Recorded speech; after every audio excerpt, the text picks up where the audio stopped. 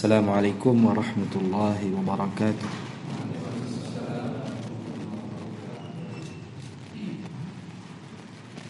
Alhamdulillahi rabbil alamin. Wassalatu wassalamu ala ashrafil anbiya'i wal mursalin wa ala alihi wa sahbihi wa ajma'in wa man tabi'ahum bi ihsanin ila yaumiddin. Amma ba'd.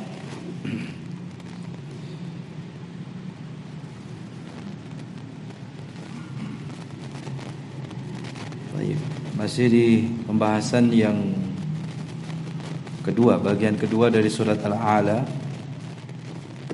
ayat yang ke-14,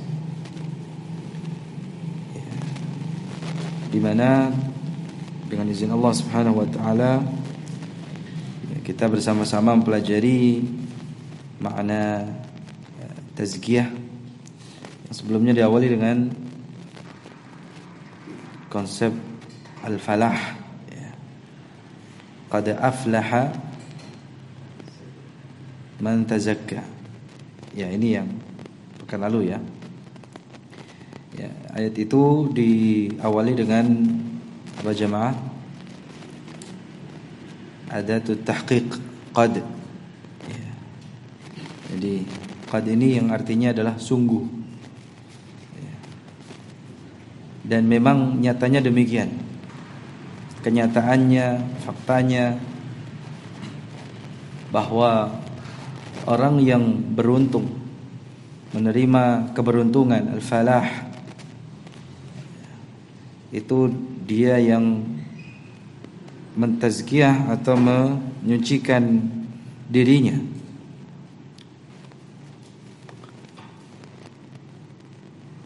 Sama-sama kita ketahui bersama jamaah, al-falah itu adalah al-fawz. Al-falah itu adalah kalimatun jami'ah, maknanya adalah al-fawz. Kata yang menunjukkan makna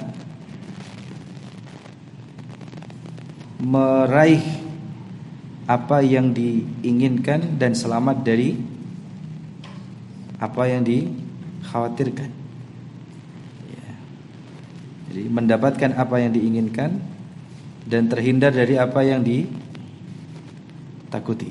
yang dihindari. Ya, terhindar dari apa yang tidak diinginkan. Itulah makna al-falah. Ya. Kalimatun jami'atun likulli khair. Ya. Dafi'atun likulli syarr. Sebuah kata yang menunjukkan setiap kebaikan yang dikumpulkan dan dihindarkan dari setiap keburukan. Ya. Makanya orang yang dijauhkan dari api neraka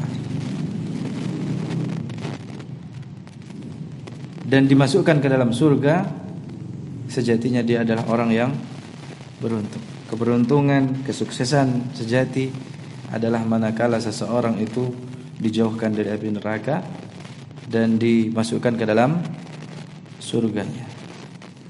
Sebagaimana firman Allah Subhanahu wa taala, "Faman zuhziha 'anil nari wa udkhilal jannata faqad faz." Barang siapa yang dijauhkan dari api neraka dan dimasukkan ke dalam surga, maka sungguh dia telah beruntung. Faz, ya, telah sukses. Jadi itu konsep keberuntungan, kesuksesan hakiki. Ya. Seorang muslim menginginkan masuk ke dalam surga, kan? Seorang muslim takut, ya, khawatir dimasukkan ke dalam neraka. Manakala seorang muslim, seorang mukmin, dapat dimasukkan ke dalam surga, dijauhkan dari api neraka, maka itulah kesuksesan sejati, kesuksesan yang hakiki, keberuntungan yang nyata. Nah, untuk dapat masuk ke dalam surga, dijauhkan dari api neraka, ada langkahnya. Ada caranya. Dan di sini disebutkan man tazakka, yaitu siapa? Orang yang menyucikan dirinya. Tazkiyatun nafs. Dia menyucikan dirinya lahir dan batin. Dia menyucikan lahirnya dari apa?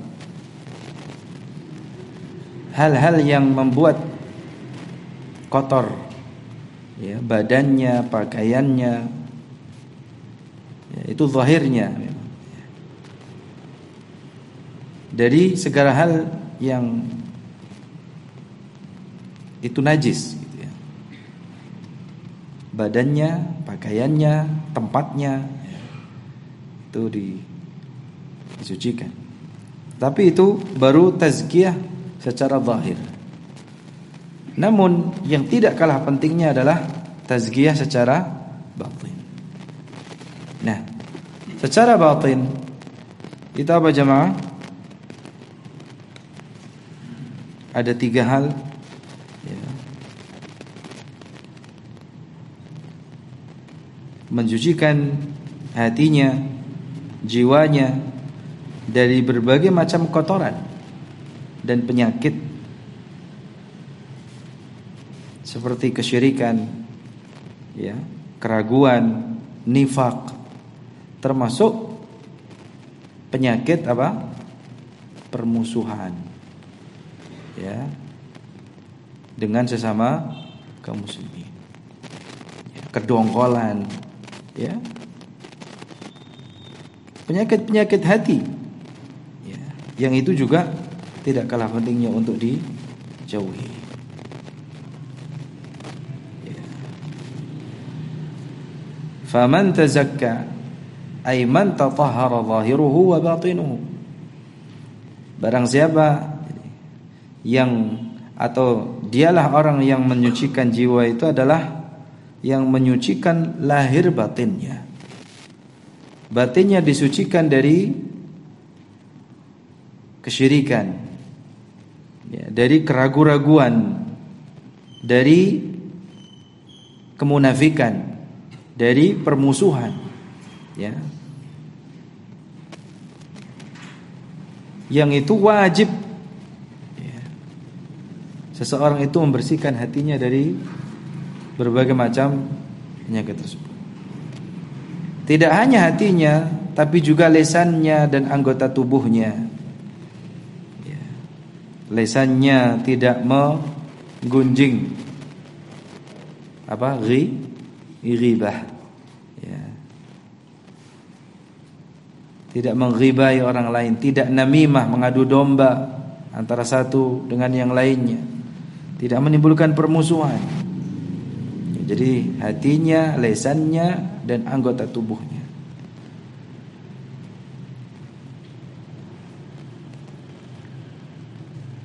Ya, masih ingat ya, kita kadang sering tertipu dengan apa jemaah? Lahiriah, gitu ya. Bersihnya penampilan, ya, tapi lupa ada yang harus lebih dibersihkan, disucikan adalah apa? Batinnya. Kita sering tertipu dengan bersihnya lahiriah kita, dan kita terpedaya, lalai dengan apa yang seharusnya kita lebih perhatikan, yaitu apa? Tathhir atau tazkiyah an-nafs, ya, jiwa.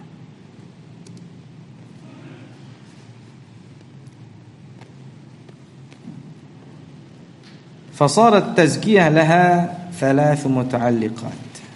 Jadi tazkiyah ini ada 3 keterkaitan. Coba sebutkan yang pertama apa? Tazkiyah yang berkaitan dengan hak Allah. Ya.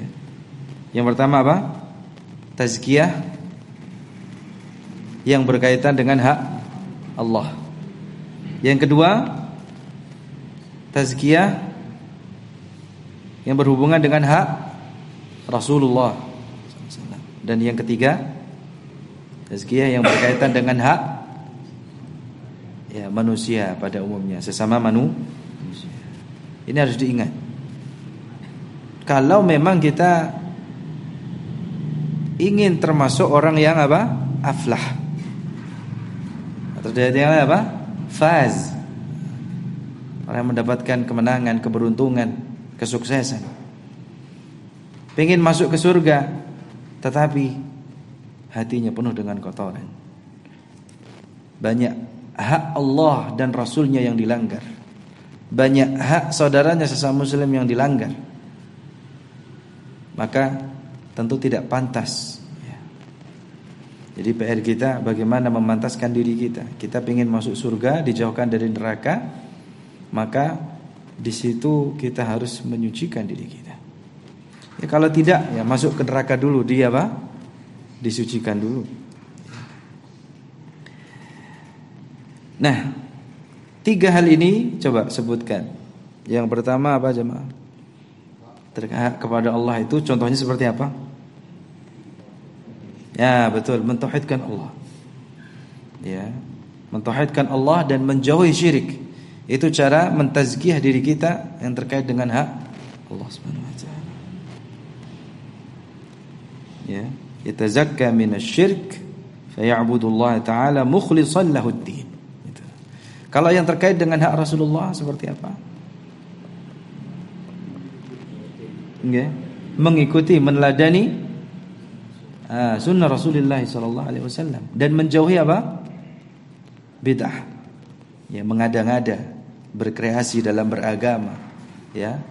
Menjauhi amalan-amalan yang tidak ada tuntunannya dari Rasulullah sallallahu alaihi wasallam. Dan yang terkait dengan sesama manusia,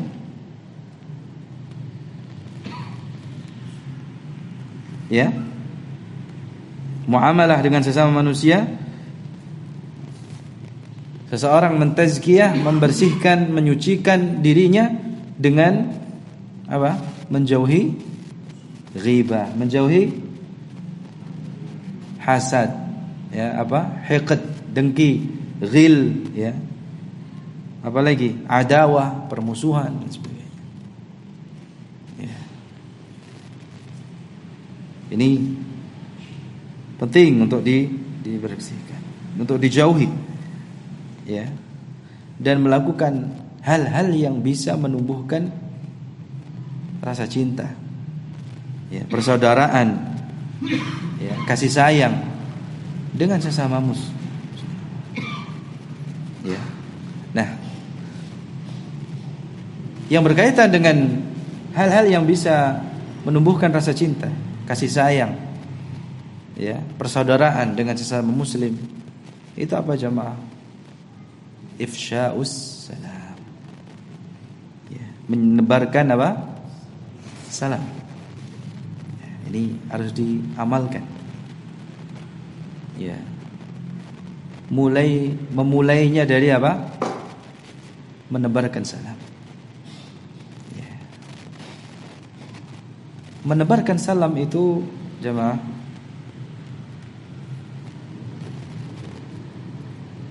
harus diniatkan dengan benar karena Allah. Apalagi sunnah di dalam menebarkan salam itu bukan hanya kepada yang dikenal saja, bahkan kepada orang yang tidak kita kenal. Jadi kaum muslimin kita ucapkan apa? Salam. Dan itu tidak mungkin bisa dilakukan kecuali orang yang bersih hatinya, orang yang dirinya terhindar dari segala macam penyakit dan kotoran hati. Ya. Kalau orang itu berpenyakit hatinya, ya, sulit untuk mengucapkan salam bahkan justru kepada orang yang dikenalnya. Atau nganggap kenal, enggak perlu salam. Enggak begitu. Ya. Tetap disunahkan untuk mengucapkan salam. Ya, atau mungkin keluarga gitu ya. Bahasa dengan keluarganya sendiri, anggota keluarganya sendiri, dia menganggap tidak perlu mengucapkan salam, tidak. Tapi tetap harus mengucapkan salam. Ya, karena itulah yang bisa dilakukan untuk menumbuhkan rasa cinta. ya, kasih sayang. Rasulullah sallallahu alaihi wasallam bersabda, "La tadkhulul jannata hatta tu'minu." Kalian tidak akan masuk surga sampai kalian apa? Beriman. Wala tu'minu hatta tahabbu. Dan kalian tidak akan beriman sampai kalian saling mencintai. Afala adullukum ala syai'in idza fa'altumuhu tahabbtum?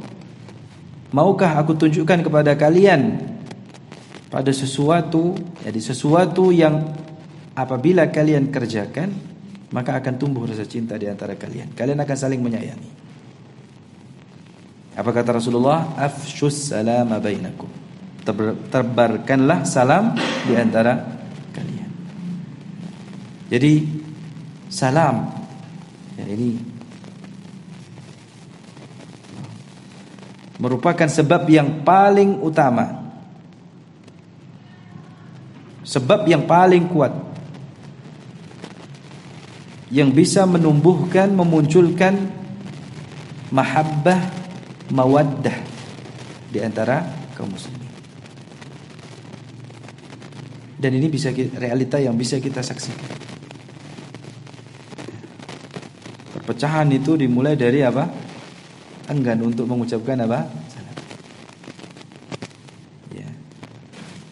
Dan kesombongan itu juga bisa dinilai dari apa? Nah, ini penyakit hati juga, ya, penyakit jiwa, mental. Ketika orang tidak mau mengucapkan apa? Salam. Ya. Atau tidak mau menjawab salam. Ya. Dan ini harus kita lestarikan jamaah. Ya. Untuk diri kita dan orang lain juga ya. Apalagi makna tahiyyah ya, ucapan salam ini apa? Keselamatan dan kesejahteraan untuk kalian kan. Dan inilah yang menunjukkan apa? Ciri kaum muslimin, orang-orang yang memeluk agama apa? Islam, memeluk agama Islam. Agamanya sendiri namanya apa? Islam. Tapi apa? Malas mengucapkan salam. Tidak mau menjawab salam. Anda muslim. Nah, gitu kan. Ya. Yang benar saja gitu ya. Yang benar saja Anda muslim. Tidak mau menebarkan salam pada Rasulullah SAW. Rasul mana yang kau ikuti? Agama apa yang kau peluk? Kalau tidak mau menebarkan salam. Mau sampai kapan gegeran gitu. Mau sampai kapan bertengkar terus ya. Akhirnya apa? Dibuat mainan oleh musuh-musuh Islam ya. Ini dalam mengucapkan salam. Dalam menjawab salam juga sama, dibutuhkan kebersihan hati, niat yang ikhlas karena Allah Subhanahu wa taala. Dan dalam rangka meneladani Rasulullah SAW dan para sahabatnya.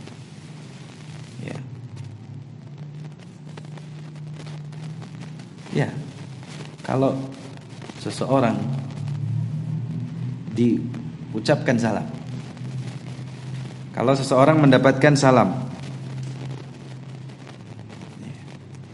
apa yang ada dalam dirinya? Dia merasa apa? Didoakan kan? Keselamatan kan? Assalamualaikum, keselamatan, kesejahteraan atasmu.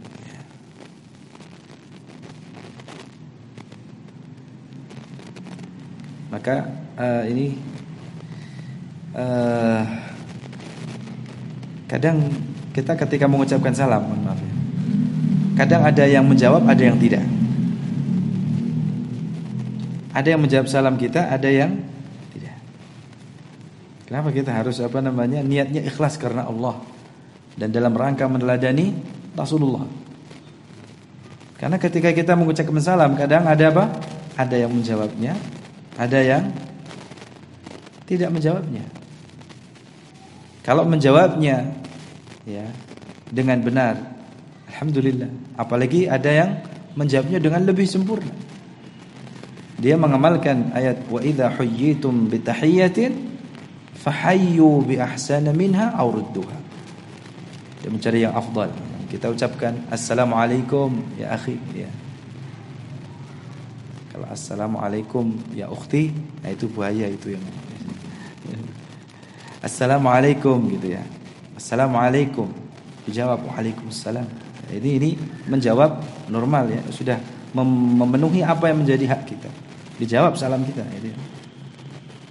Tapi kalau dia menjawab salam atau tahiyyah kita dengan yang lebih baik, fahayyu bi ahsana minha. Dia jawab waalaikumsalam warahmatullahi atau waalaikumsalam warahmatullahi wabarakatuh. Dia jawab salamnya dengan lebih sempurna. Indah ya. Tetapi di masyarakat kadang kita sudah ngucapin salam, dijawabnya apa? Nggih. Monggo gitu kan. Iya. Ya enggak apa-apa. Terus saja nanti lama-kelamaan begitu. Atau kenapa kita harus memiliki keikhlasan ya, niat yang ikhlas karena Allah. Dan dalam rangka meneladani Rasulullah. Tiba. Kamu jam salam. Ya. Kadang kita sudah ngucapin salam tapi apa? Ya dijawabnya apa? Nggih. Atau didiemin aja. Ini siapa ini? Atau kita minder mengucapkan salam sehingga kita apa? Mengucapkan dengan ucapan yang lainnya. Monggo. Padahal kita bisa mengucapkan assalamualaikum, tahu bahwa ya orang ini muslim gitu ya. Tapi kita apa? Iya, enggan mengucapkan apa? Maka dibutuhkan niat yang ikhlas karena Allah ya, dan semangat untuk meneladani Rasulullah SAW. Apalagi Rasulullah SAW mengatakan wa taqra'us salama ala man arafta wa man lam ta'rif. Kau mengucapkan salam itu kepada yang kau kenal dan kepada yang tidak kau kenal. Jadi kalau mengucapkan salam kepada yang dikenal saja, itu kebanyakan orang. Umumnya orang demikian. Tapi kalau orang yang mengucapkan salam sampai kepada orang yang tidak dia kenal, ini baru. Karena merupakan kesalahan. Jadi walaupun sudah mengucapin salam, tapi hanya orang yang dikenal saja. Seakan-akan orang yang tidak dikenal tidak berhak mendapatkan apa? Salam dari kita. Ini merupakan kesalahan ya di masyarakat kita saat ini. Ya, maka pantas saja ketika dengan mudahnya Allah mencabut izzah. Ya, Allah mencabut kekuatan kaum muslimin. Ya. Dari salam saja ini apa? Orang sudah ada yang salah gitu ya. Masalah ya. Ya. Maka pantas saja kaum muslimin saat ini apa? Cakar-cakaran gitu ya. Berantem sendiri. Karena apa? Lupa dengan sunnah Nabi SAW. Ya. Bagaimana akan muncul mahabbah, mawaddah ya di antara kita? Ya. Bagaimana akan nampak kesempurnaan iman sampai nanti berakhir masuk ke dalam surga? Ja'alna Allah wa iyyakum min ahliha. Sedangkan hal yang bisa menumbuhkan itu tidak kita lakukan. Baik, ini pelajaran faedah berharga dari ayat yang kita bahas di pertemuan sebelumnya. Baik, kita lanjutkan ayat berikutnya wa dzakara asma rabbih fasalla. Wa qauluhu ya. Ayat yang berikutnya ini masih berkaitan dengan ayat sebelumnya. Ya. Jadi orang yang beruntung itu selain dia menyucikan dirinya, dia juga senantiasa mengingat Allah Subhanahu wa taala. Wa dzakara asma rabbih. Dzakara Allah. Jadi dan dia senantiasa mengingat Allah, melakukan zikrullah. Ya. Karena menyebut nama Allah itu tidak lain tujuannya adalah mengingat Allah. Ya. Menyebut nama Allah itu dengan lisan kita. Ya. Contohnya apa? Subhanallah. Jadi bukan hanya sekedar Allah, Allah, Allah, bukan. Tapi apa? Mesti dikaitkan dengan apa? Ya, tasbihnya, tahmidnya gitu kan? Subhanallah. Jadi bukan hanya sekedar menyebut lafaznya saja, tapi apa? Subhanallah, tasbih, alhamdulillah, hamdalah, Allahu akbar, takbir. Ya. Jadi menyebut nama Allah dengan apa? Bertasbih, tahmid dan takbir.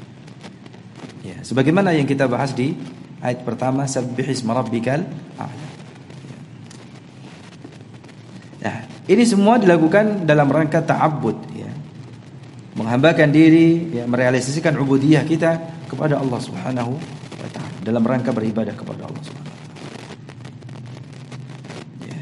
Jadi selain menyucikan dirinya, orang yang beruntung itu adalah dia yang senantiasa mengingat Allah Subhanahu wa taala.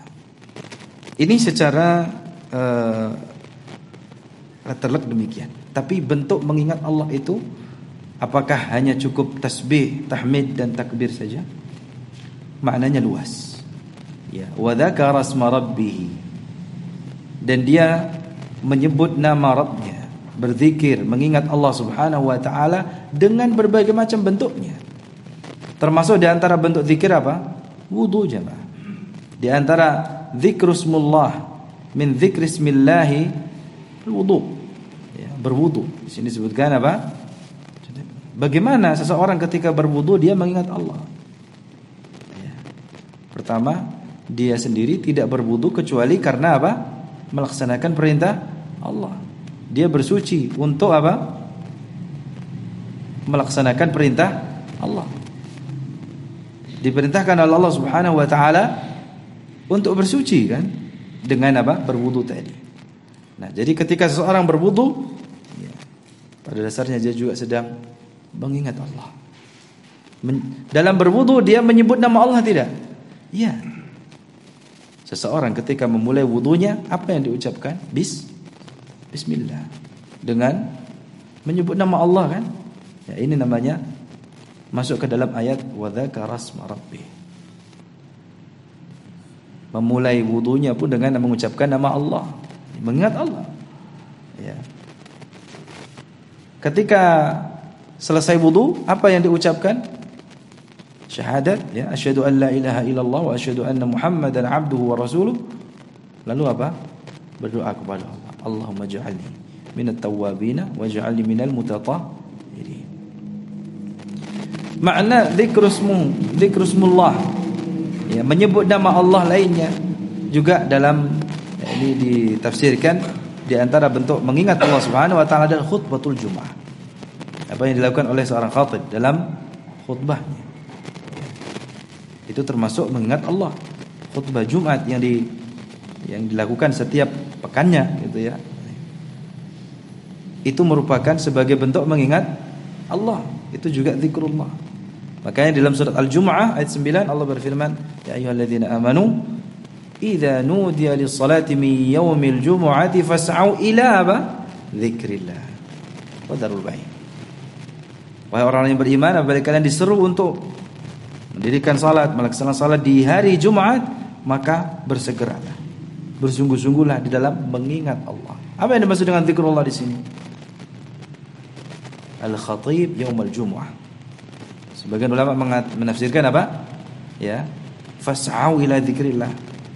Menyimak khutbah yang disampaikan oleh seorang khatib pada hari Jumat. Fas'au ila dzikrillah. Ingat Allah, menyimak khutbah.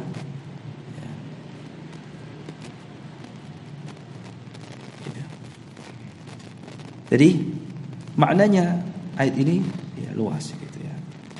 Makanya ini di antara sunnah yang ketika yang harus kita lestarikan ketika khatib naik mimbar ya, bagi laki-laki, maka tidak ada yang dilakukan kecuali apa? Menyimak khutbah. Untuk mengingat Allah Subhanahu wa taala, bukan untuk apalagi ya yang patut disayangkan ya di banyak masjid ya, alhamdulillah banyak orang yang sholat Jumat ya. Tapi dia datang waktu imam itu apa? Naik mimbar. tidak menyimak khutbahnya untuk mengingat Allah, tetapi apa? Ngobrol. Atau bahkan ada yang main game. Ya, anak muda ya biasanya ya. Jadi dia tidak tahu waktu tempat ya. Sampai saat khutbah pun apa? Main game. Dan yang patut disayangkan lagi, kalau itu terjadi ternyata di mana? Di Masjidil Haram. Ya. Karena saking kecanduannya dengan game, sampai saat khutbah tempatnya di Masjidil Haram main game. Ya. Ya, ini musibah. Ya, ini merupakan musibah yang musibah dalam agama yang lebih besar daripada musibah banjir, gempa bumi dan kemarin ada gempa di Sumeneb nih. Di pulau mana? Kangean atau Pulau Sapudi ya, yang paling parah ya. Semua orang panik. Ada yang saya dapat informasi yang orang Sapudi itu satu kampung rata, ada yang rata. Cuman kita enggak ini ya. Karena ini disibukkan dengan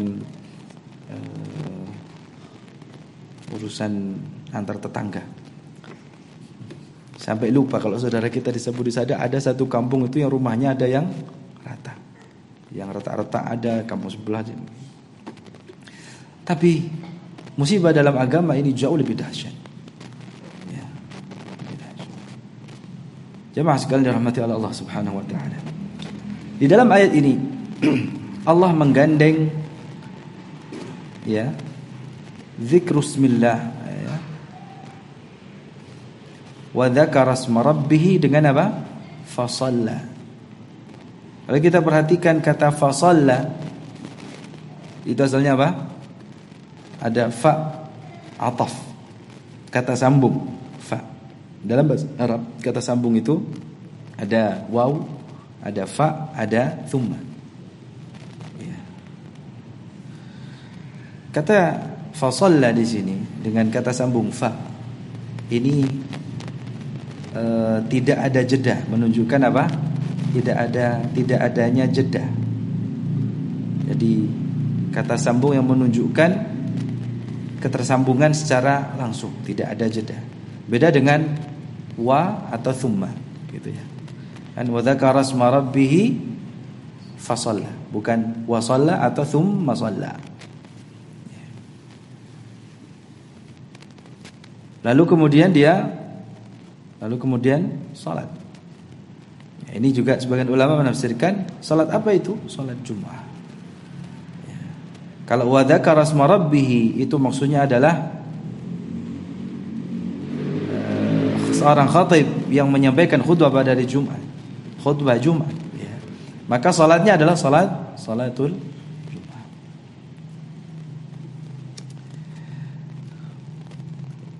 Baik. Jemaah sekalian dirahmati Allah Subhanahu wa taala. Jadi ayat ini mencakup seluruh salat. Ya. Salat apa saja yang didahului oleh zikir sebelumnya maka masuk di dalamnya. Ya. Dan sekali lagi tidak ada salat kecuali pasti didahului sebelumnya dengan apa? Zikir. Apa tadi bentuk zikirnya? Wudu sebelum salat. Ya. Dalam wudu seseorang menyebut nama Allah. Ya, lalu kemudian apa dia? Salat. Ala kulli hal makna yang benar tentunya maknanya lebih umum. Salat apa saja. Ya, jadi bukan terbatas hanya salat Jumat saja. Ya. Dan mengingat nama Allah ini juga maksudnya apa? Setiap bentuk zikir kepada Allah, mengingat Allah Subhanahu wa taala, ya. Itu masuk di dalamnya. Ataukah apakah setelah itu setelah zikir itu diiringi dengan salat, ya, dengan salat yang kita kenal atau tidak. Ya. Salat itu apa jemaah?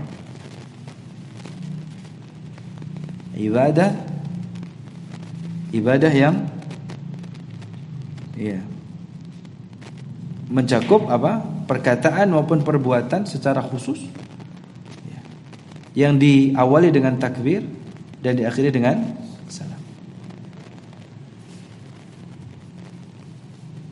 Jadi ibadah mahdhah, ibadah khusus. Ya. Tata caranya, gerakannya, ucapannya, ya, itu tidak ada kreasi di dalamnya. Mulainya dengan takbir, dimulai dengan apa? Takbir, makanya disebut takbiratul ihram. Sehingga ketika seorang bertakbir, haram melakukan apa saja atau mengucapkan apa saja selain perbuatan dan ucapan salat. Lalu kemudian ditutup dengan apa? Salam. Nah, ketika sudah salam berarti apa? Sudah halal, ya, tidak lagi apa? Haram melakukan yang lainnya.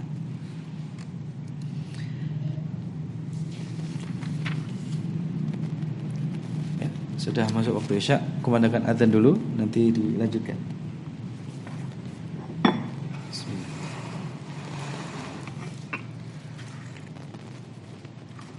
Akan dilanjutkan. Tsumma qala ta'ala ad-dunya. Ini kata-kata bal di sini, ya, ini merupakan al-idrab al-intiqali. Jadi Allah berpindah, ya. Allah membahas setelah Allah mengatakan sungguh beruntung orang yang menyucikan jiwanya dan senantiasa mengingat Allah, lalu dia apa? Salat. Jadi di dua ayat ini Allah berfirman tentang siapakah orang-orang yang beruntung. Lalu berpindah, intiqal di sini, berpindah. Pembahasannya seakan-akan apa? Ketidakberuntungan. Lawannya dari keberuntungan itu apa? Kesialan gitu ya.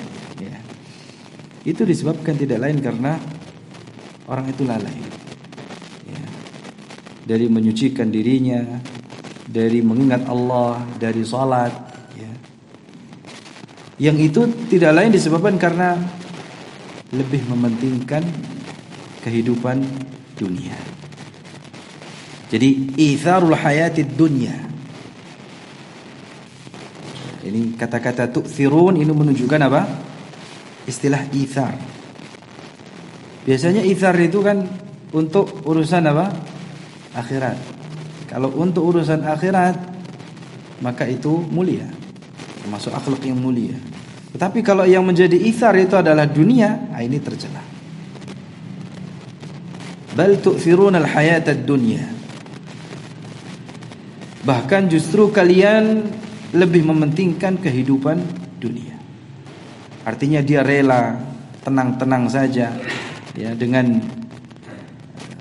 lebih mementingkan urusan dunianya dan dia berpaling lalai dari urusan akhiratnya. Inilah yang sebenarnya menyebabkan kenapa seseorang itu malas untuk menyucikan dirinya, malas untuk mengingat Allah, malas untuk melakukan salat. Karena ada urusan dunia yang jauh lebih dipentingkan. Ya. Dan memang manusia itu secara tipikal tabiatnya apa? Tergesa-gesa. Khuliqal insanu min ajal. Tergesa-gesa. Manusia itu diciptakan sukanya apa? Gupuh, apa namanya? Suka tergesa-gesa. Gupui. Dan senang manusia itu apa? Cepat-cepat tergesa-gesa gitu ya. Salah satu bentuk ketergesa-gesaannya adalah ketika seorang lebih mementingkan dunia. Karena ini ingin tergesa-gesa menikmati apa? Kenikmatan sehingga dia lupa. Dia ingin apa? Tergesa-gesa merasakan kenikmatan sehingga dia lupa dengan kenikmatan hakiki nanti di akhirat, di surga. Ya. Makanya dunia itu merupakan sebuah bentuk kenikmatan yang disebut apa ya? Ajilah. Ya. Sesuatu yang disegerakan. Ya. Padahal telah kita ketahui bersama di teman pernah saya sampaikan, ya, orang itu kalau tergesa-gesa maka dia tidak akan mendapatkan apa yang diinginkannya. Ada kaidah ya, man ta'ajjala syai'an qabla awanihi 'uqiba bihirmanihi. Seseorang itu kalau tergesa-gesa untuk meraih sesuatu yang belum waktunya, maka dia akan dihukum, tidak mendapatkan apa yang diinginkannya. Orang yang tergesa-gesa ingin merasakan kenikmatan, dia akhirnya lupa dengan akhiratnya. Dia ingin segera merasakan kenikmatan itu di dunia. Itulah ketergesa-gesaannya, yang nanti pada akhirnya di akhirat tidak mendapatkan apa. Seperti orang yang tadi ingin merasakan nikmatnya apa? Minum khamr di dunia. Akhirnya dihukum di akhirat apa? Azab, ya. Minuman yang menyiksa. Sedangkan orang yang sabar di dunia, dia menahan dirinya untuk tidak apa? Minum minuman keras, tidak minum khamr. Nanti di surga dia dapat khamr yang jauh lebih lezat dan tidak memabukkan dan tidak menghilangkan akalnya. Dan betapa banyak kenikmatan yang kita ini tergesa-gesa untuk merasakannya di dunia, namun pada akhirnya itu kita tidak akan mendapatkan apa-apa. Ada orang ingin senang, cepat senang di dunia, tapi ya tadi, dengan melakukan hal yang justru itu dilarang oleh Allah Subhanahu wa taala. Ya. Karena godaan dunia. Ya. Dia lebih mementingkan kehidupan dunianya dan nanti di akhiratnya tidak mendapatkan apa-apa. Ya, hari-hari kita sebagai seorang manusia, ya ada kalanya senang, bahagia, ada kalanya sedih, gundah gulana. Fa yaumun alaina wa yaumun lana. Ya, ada hari itu atas diri kita dan hari untuk kita. Maksudnya ada hari yang ya, kita ini mendapatkan keberuntungan, ya, kita bahagia, senang. Tapi ada hari di mana kita apa? Ya, rasa sedih. Ya. Jadi itulah dunia. Jadi, ayat ini menyadarkan kepada kita sejatinya dunia. Selama kita masih hidup di dunia, maka ada hari, ada waktu di mana ya hari itu ya tidak memihak kita. Tapi ada hari di mana ya Allah Subhanahu wa taala memberikan kemudahan, kebahagiaan untuk kita. Ya. Yang patut kita renungi di sini, keadaan kita ini di dunia itu tidak ada yang ajek pasti gitu ya, bahagia terus, sengsara terus tidak. Ya. Ada saat-saat getir, ya. Ada saat-saat kita berusaha, ya. Ada saatnya kita sakit, tapi ada saatnya kita sehat. Ada saatnya kita senang, ya, bahagia. Ada saatnya kita nyaman. Ada saatnya kita capek, sibuk, dan lain sebagainya. Itulah dunia, hakikatnya dunia. Oleh karena itu, orang yang berakal, dia akan mementingkan kehidupan akhiratnya daripada dunia. Wal akhiratu khairu wa abqa, karena akhirat itu jauh lebih baik dan lebih kekal. Ya, kebahagiaan yang ada di sana itu tidak ada habis-habisnya. Ya. Sedangkan dunia, ya kadang bahagia, kadang sedih. Ya. Tadmahil, ya. Qalilun zail. Ya. Jadi akhirat yang itu lebih baik dan lebih kekal, itu yang harus kita utamakan daripada dunia yang sementara dan tidak ada kepastian di dalamnya. Maka orang yang cerdas, dia yang lebih mengutamakan akhirat atau dunianya cuma akhiratnya, insyaallah. Semoga kita termasuk orang-orang yang mengutamakan akhirat daripada dunia kita, ya, dan bersabar atas ya ujian cobaan yang ada di dunia. Wassallallahu wasallam ala nabiyyina Muhammadin wa ala alihi washabbihi ajma'in. Subhanakallahumma bihamdika asyhadu an la ilaha illa anta astaghfiruka wa atubu ilaik. Assalamualaikum warahmatullahi wabarakatuh.